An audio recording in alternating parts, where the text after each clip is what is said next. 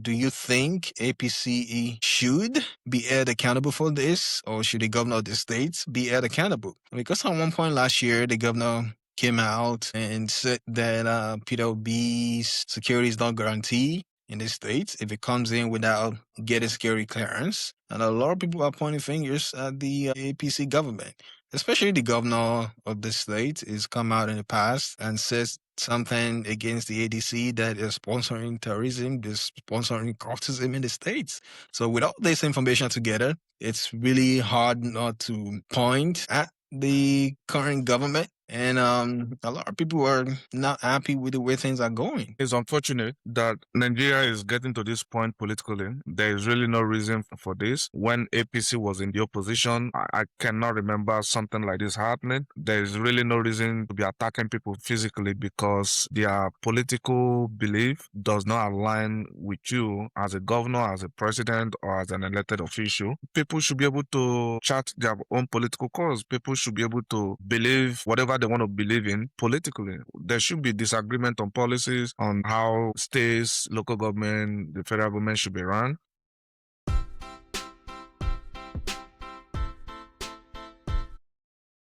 Hello, everyone. Welcome to the Y and E podcast. Thank you for joining us. If you haven't subscribed, please make sure you subscribe, like, engage with us in the comment section. We're discussing the attack that happened in Edo State against the opposition party members. I believe Peter B was there, the former Labour Party governorship candidate.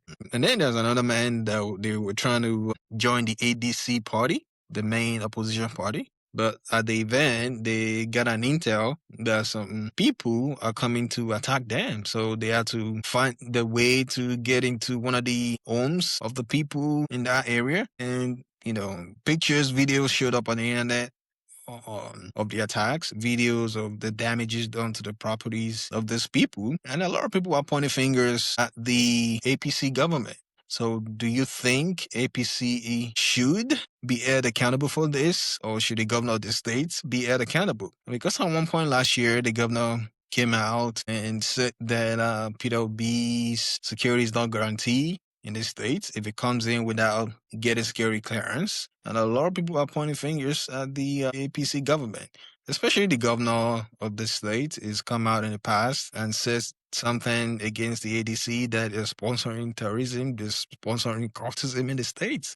So with all this information together, it's really hard not to point at the current government. And a lot of people are not happy with the way things are going. What do you think? I mean, it's unfortunate that Nigeria is getting to this point politically. There is really no reason for this. When APC was in the opposition, I cannot remember something like this happening. There is really no reason to be attacking people physically because their political belief does not align with you as a governor, as a president, or as an elected official. People should be able to chart their own political cause. People should be able to believe whatever they want to believe in politically. There should be disagreement on policies, on the, how states, local government, the federal government should be run. And then if there are such discussions and such debate, I don't really see why we should be, getting involved physically to the point that, we are attacking people with the arms made. There's really no reason for that. And I wish, our political class, less, lesson from what is happening to El-Rufai right now. Buhari was alive and El-Rufai was the governor. El-Rufai was essentially untouchable, Even Malami was essentially untouchable. In fact, Malami went to the point of going into another country to kidnap or to adopt Nnamdi Kanu. And then when they were asked about it, they said, nobody's above the law.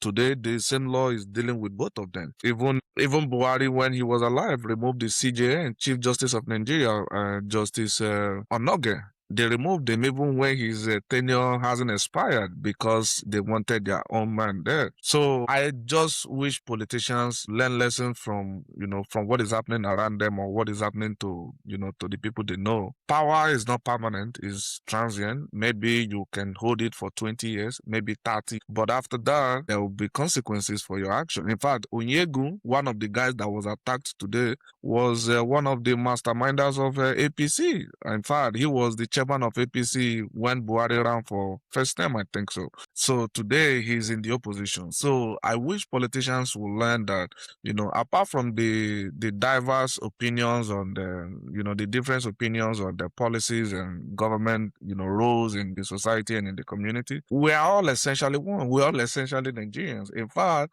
the life that former governor of Edo State lived, because he trampled on a lot of people, he lived a very reckless life as a public official. He did not wait to hand over power to the new governor. He wasn't even there for the handover. He ran to London and he has been in London. So maybe when these people are in office, they should tread carefully. They should be careful how they deal with people, because otherwise, essentially, they will just inherit a permanent enemy. Though they say there is no permanent enemy in politics and there is no permanent friendship, but there are some things you do in politics that essentially, that enmity becomes permanent. Yeah, I believe the APC government is a culprit, even though I don't have any proof to back up my assertion. It's very rare to see things like this happening, to see politicians being attacked, opposition party members being attacked. And these are not lower level party members, these are high ranking level party officials, and they're being attacked. Where are their securities? There's so many questions to be answered. If the security apparatus wasn't available, why weren't they available? And did they not get the security clearance they needed for the event? If that was truly the case, and there's so many questions that keeps coming to mind. Before things like this can happen, someone must have sanctioned it. You don't see vehicles, 12 vehicles with upplate numbers going around and attacking people. It looks like these were targeted attacks. Thank goodness nobody got hurt, according to the police report from that area. They're saying no casualties, but there were pictures of damaged properties, vehicles, gates that had bullet holes in them. So this must have been sanctioned by somebody in the government, and it's unfortunate that this is happening. Are they afraid of what is to come in 2027? Are they trying to stoke fear and put fear in the opposition members? And if this is what they're doing, I don't think it's going to work, because this is going to motivate people to come out because they know a lot of things are at stake. The government is afraid of what's going to happen in 2027. And they haven't done right by the people. And the people should take note of that and don't forget it and keep it in mind whenever they go to polls in 2027. So, with all this happening, do you think the government is afraid of what is to happen in 2027? I mean, it does look like it. From all indication, it looks like they are not very sure of themselves. Perhaps because they haven't really performed very well, or maybe they have really disappointed the people. But it looks like It's this. not maybe they've disappointed the people. They've disappointed the people. I mean, it can be debatable depending on which political area you belong to. People in the APC, people that are supporting Tinubu and this administration, they wouldn't agree with you. But if you are in opposition or you are neutral or you are a reasonable Nigerian, you probably will, you think that they have failed. In fact, there was a podcast yesterday, Honest Bunch podcast. It was a Sheila and one other guy. It was a 4 hours long podcast. And that guy essentially owned Sheila because Sheila was just all over the place and couldn't comprehend Well, it's this. not about winning Sheyi Law. It's about telling the truth, Right. coming with fact and showing the numbers. Right. And it's difficult to basically defend the current government. If the government is not performing well, a lot of people are saying it. So if you're going to defend a government that is not performing, you're going to look stupid. You're going to look like you don't know what you're talking about. And this is what happened to Sheyi Law. Yeah, I mean, well, if the current administration is very sure of them, I don't think there should be, reason to be thinking of harming people physically. But it looks like this problem is isolated to Edo State. Perhaps that is the reason why we say the worst of us shouldn't be ruling us, because that governor is very callous, very, very dull, not intelligent at all, can barely pronounce numbers or can barely pronounce things. I watched him yesterday struggle to pronounce GCFR. It took him forever to do that. So when you have an Adberu or somebody of that nature in a position, in almost the highest position in the state, in charge of security, in charge of lives and properties, it is very risky to have somebody like that in a position, because they are essentially a loose cannon. They are danger to themselves and then to the society. In fact, I watched him yesterday bowing down to a FCT minister. That is quite pathetic. It is not good. The optics is very bad. Although the FCT minister, helped him ascend out, get into that position to get back to Obaseki.